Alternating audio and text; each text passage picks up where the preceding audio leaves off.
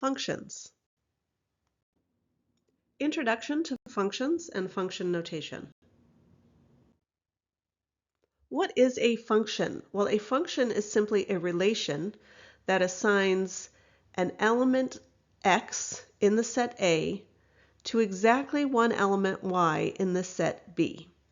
So we do have some restrictions. So I'm going to make up some values here. -2, -1, 0, 1, 2, 3, 4. These all represent values in the set A. Set A is the inputs, or the x values. Again, more on this later. Set B is the outputs, or y values. So again, let's just make up some numbers. -2, -1, 0, 1, 2, 3, 4, 5, 6.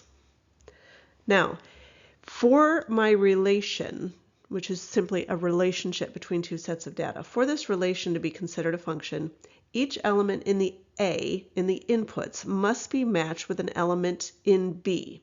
So every single element in A needs to be matched to an element in B, which means I can't have something that's not matched.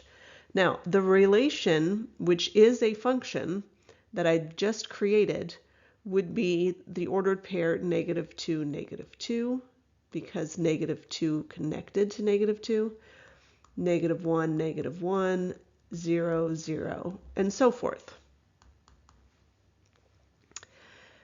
Notice I do have a couple of elements in B that are not matched in A, and that's okay. Two or more elements in A may be matched with the same element of B. So if I redid this and still I want it to be a relation, I could have -2 and -1 matched to 2, 0 and 1 matched to 0, 2 and 3 matched to 2, and 4 matched to 4.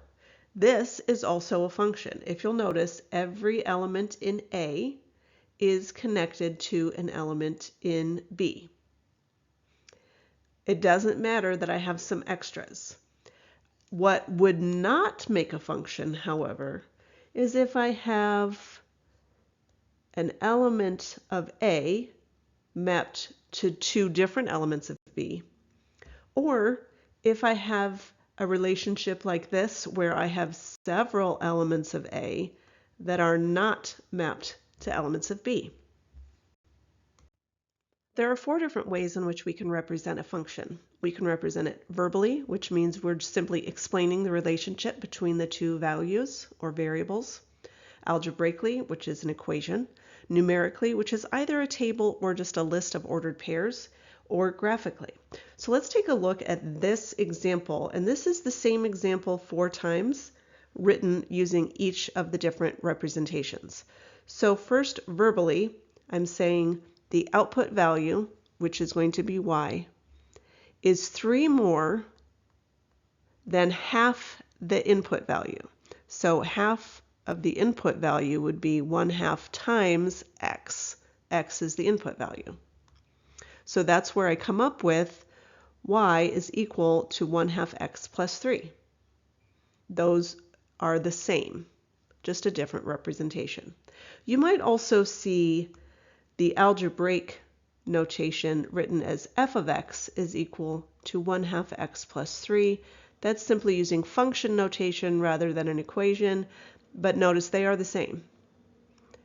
Numerically, again, we can either have these ordered pairs, and to find the ordered pairs, I would simply plug in the values for x. So half of -4 is -2, and then add 3, and that gave me +1.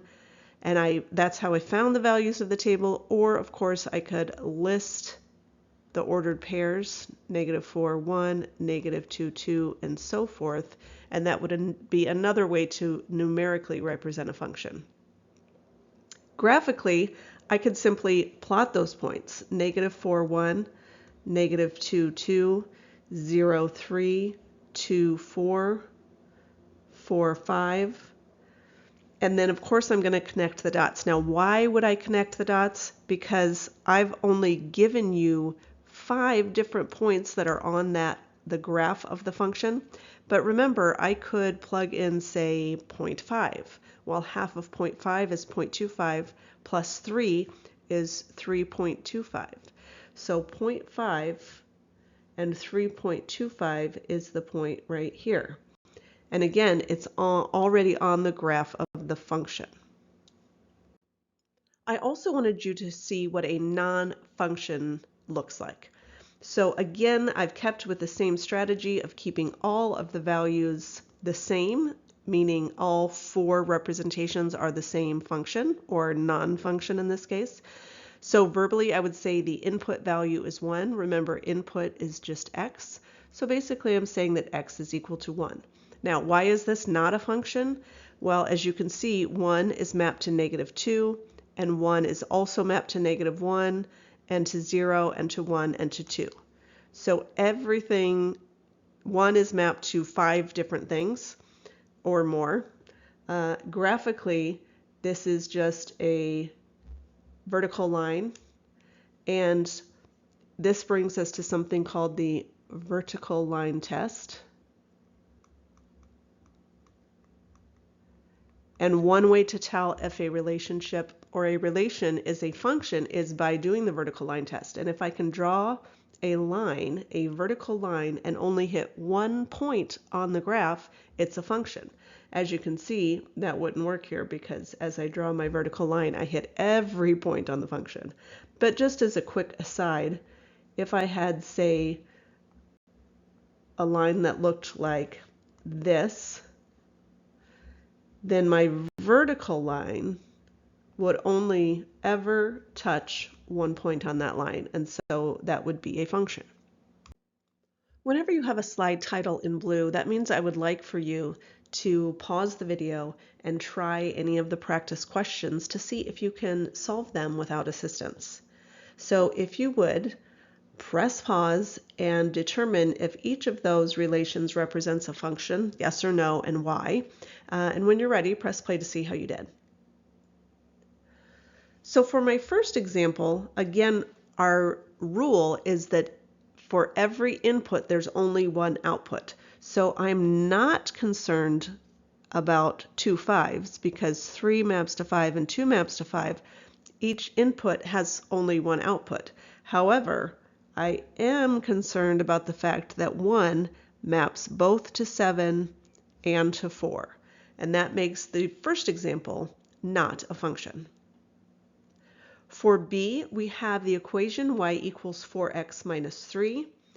Again, hopefully you recognize this as just a linear equation. Anytime I take any value of x, I'm not going to use red because this one is going to be a function. So any value of x, I'm going to take it times 4 and subtract 3. So I'm only ever going to get one output for each input. So this is a function. If you're not sure, remember that you can come up with that XY table on your own and see that each input is only going to have one output. You could also graph the equation, which would look something like this, and see that it would certainly pass the vertical line test. For question C, hopefully you can see right away that I can choose a vertical line and see that I'm going to hit 2 different points. I'm going to hit the point -1, 2 and the point -1, -2. Now, it doesn't happen here, but that doesn't matter. It matters on the graph of the function, is there a point in which each input has more than one output? So again, looking at the vertical line test, I can see this is not a function. I could also look at a table where, of course, I would have -1 to 2 and -1 to -2, and that tells me not a function. Or I could take a look at the equation, which may not be obvious to you in this case, but the equation would look more like x is equal to y squared, and in this case it's minus 4 because we're down here at negative 4, but this equation is a y squared function, and that's why we end up with more than one output for an input. Let's take a look at some terminology that you need to understand. First is a function. And a function is just a relation between two variables such that each value of the independent variable, or x, there corresponds exactly to one value of the dependent variable, or y. So independent variable, a variable generally denoted as x whose variation does not depend on other variables. That's why it's called independent. It doesn't depend on any other variable. Typically this is going to be our x value, and what that means is when we're making our xy table, typically we're just making up values for x, and then we're finding out the value of y, which is the dependent variable. We're going to find out what that y is based on the x value. So the value of y depends on the value of x.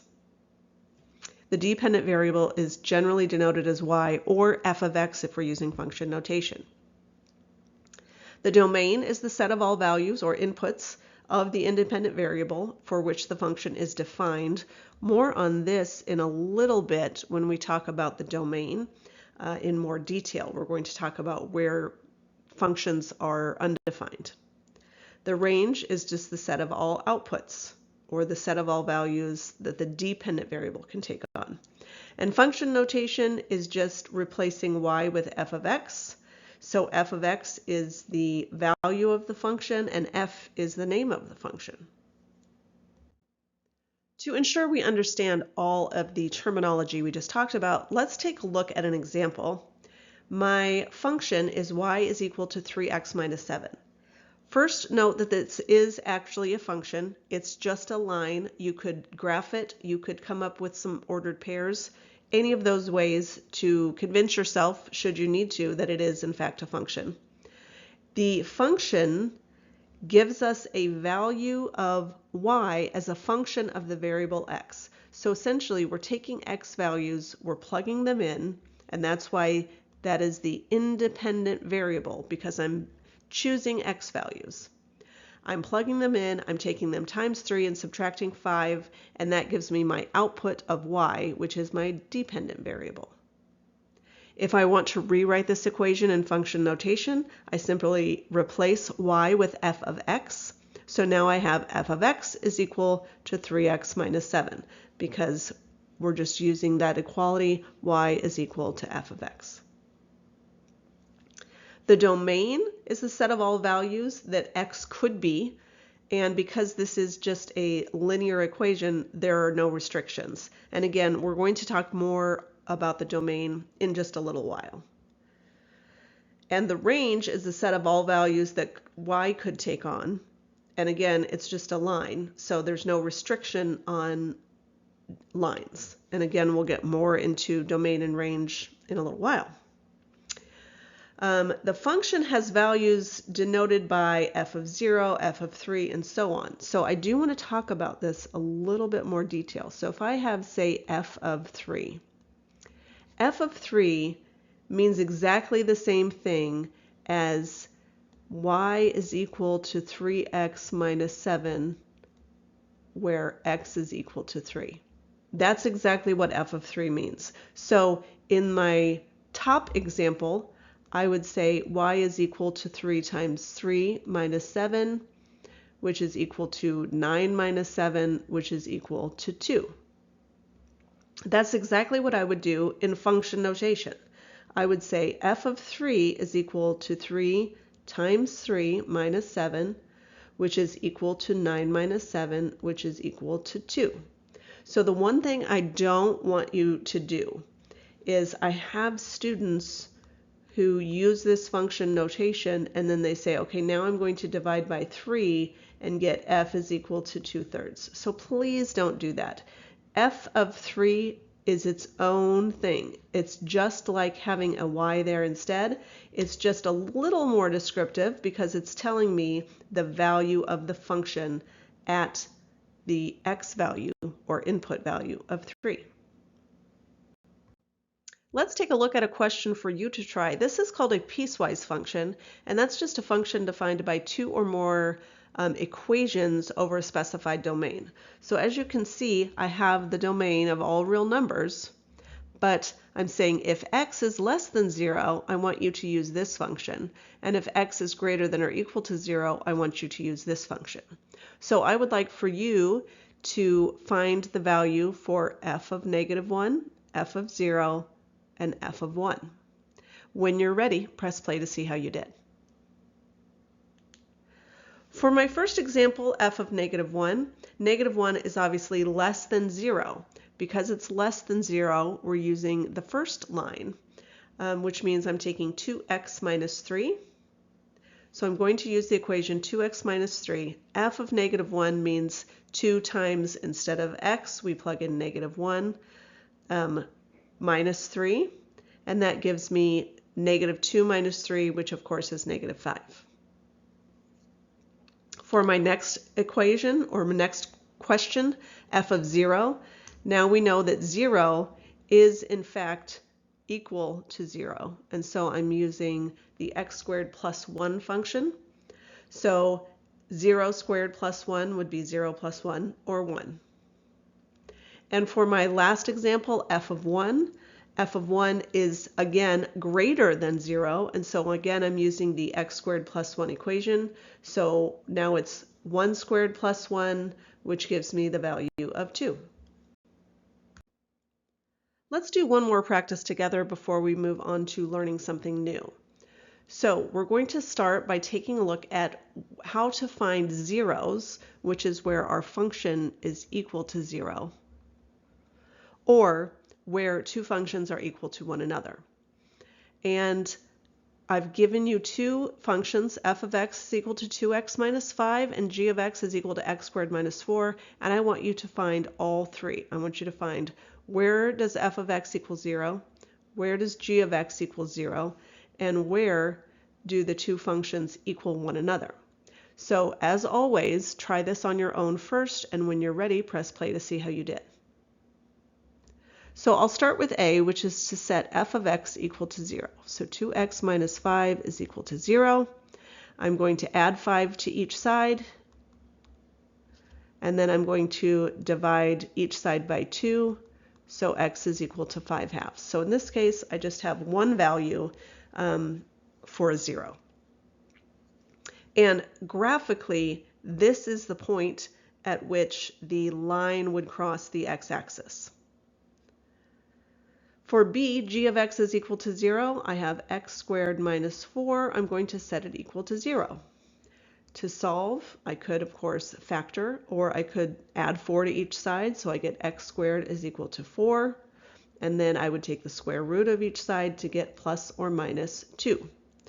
Now, before we move on to c, keep in mind that this is going to be x squared minus 4. So this is actually going to be a parabola, and it makes perfect sense why there would be two zeros, because my parabola is going to look like this. So I will have two zeros, or 2 points at which my graph crosses the x-axis. For the last, I'm setting f of x equal to g of x. So where are the two functions the same? And graphically, that would be where would they intersect one another. So I'm simply going to take f of x and set it equal to g of x. So I'm replacing f of x with 2x minus 5 and g of x with x squared minus 4. And now I'm going to solve. So obviously this is a quadratic equation. I'm going to subtract 2x from each side. So that's going to give me, on the left side, -5 is equal to x squared. I'm going to take the 2x minus 4, and then I'm going to add 5 to each side. So I'm going to get 0 is equal to x squared minus 2x, and then I'm adding 5 to each side, so I get 1. That's going to give me 0 is equal to, and then I'm going to factor this. So again, I'm going to factor looking for values that multiply to 1 that add to -2. So that's going to be x minus 1, or x minus 1 quantity squared, which means where does x minus 1 equal to 0? That's obviously going to be at 1. So at 1 is equal to x is where the functions would equal one another. And if you're not sure or you don't believe me, you can always plug 1 in. So if I found f of 1, that would give me 2 times 1 minus 5, which is -3. And if I said g of 1, that would give me 1 squared minus 4, which is 1 minus 4, which is -3. The domain of a function. Let's take a deeper dive now into the domain of a function. So the domain of a function is generally implied by the type of expression or function that we're using. So for instance, if I have a linear function, we know that a linear function, unless it's x is equal to some constant, which is not going to be a function, but if it is a function, the domain is going to be the set of all real numbers. Now, how do I know that? Because there's no restriction as to what I can plug in for x. It can be anything that I want. The same goes for a quadratic function or a polynomial function. In all of these cases, the domain would be all real numbers, and that is because there's no restriction for what I can plug in for x. However, you can see I have 2 other types of functions written to the right, and that is where we do have some restrictions. So for a rational function is just a function that is a fraction. Ratio means we're dividing, so really it's just one expression divided by another expression. Rational function. For a rational function, we cannot have the denominator equal to 0. So let's take a look at 2x minus 1. I'm going to say that can't equal 0. So that means I can add 1 to each side. So 2x cannot equal positive 1. And I'm going to divide by 2 on each side, so x cannot equal 1/2. So what is the domain for rational functions? It's all real numbers except where x is equal to 1/2. So we're saying x can't equal 1/2, so all real numbers except x is equal to 1/2. For radical functions, and again, that's something with a radical, if you have an even number here, so it has to be an even number, then we know the radicand, the stuff inside the radical, which is the radicand has to be greater than or equal to 0.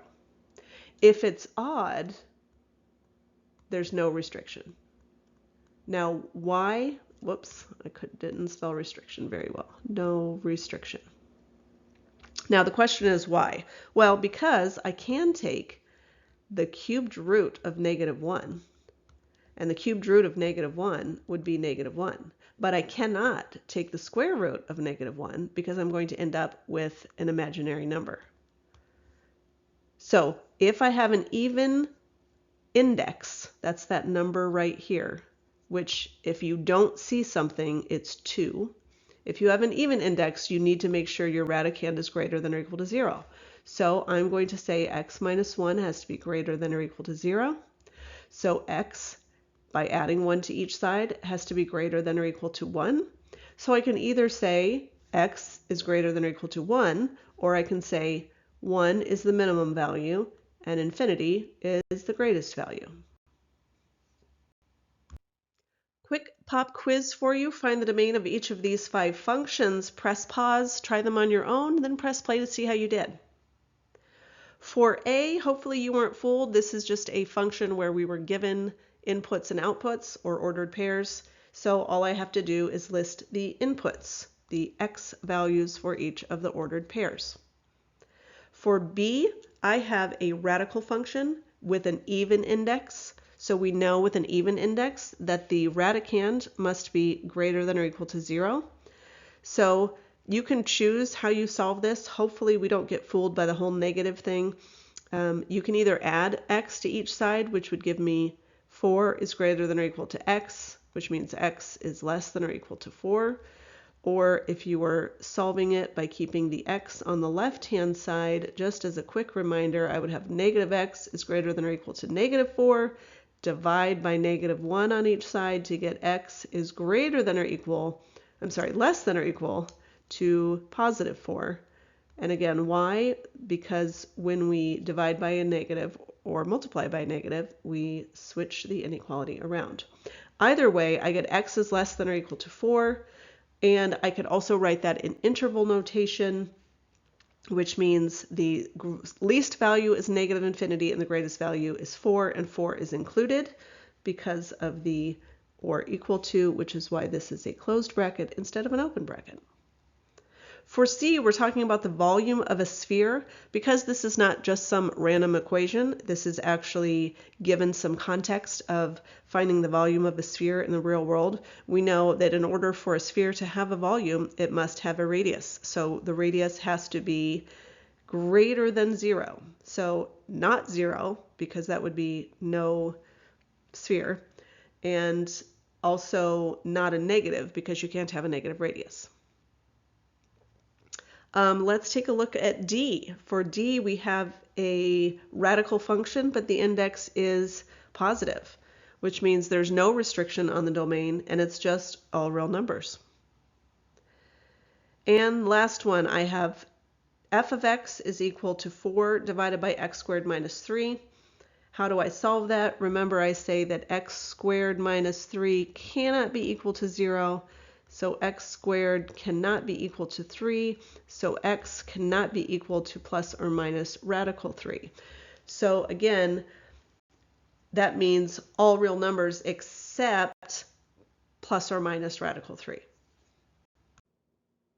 Applications of functions. We're going to end with just a couple of application questions of functions. There are limitless examples and opportunities to apply functions. I've just chosen 2 from your text. And again, that text is Precalculus by Ronald Larson, 11th edition. So let's take a look at the first question, which says, we have a soda manufacturer who's experimenting with a taller can with a height to radius ratio of 4:1. So before we look at anything else regarding the volume or anything, I want to talk about height to radius ratio of 4:1. What that means, height to radius of 4:1 means height over radius is equal to 4/1. So that's important because I'm going to use that when I'm rewriting my function using r or h as the only input value. So right now what we have is we have been given that volume, which in this case is a function of both r and h, is equal to pi times radius squared times h. Well, nothing wrong with that except that I need 2 values in order to find the volume.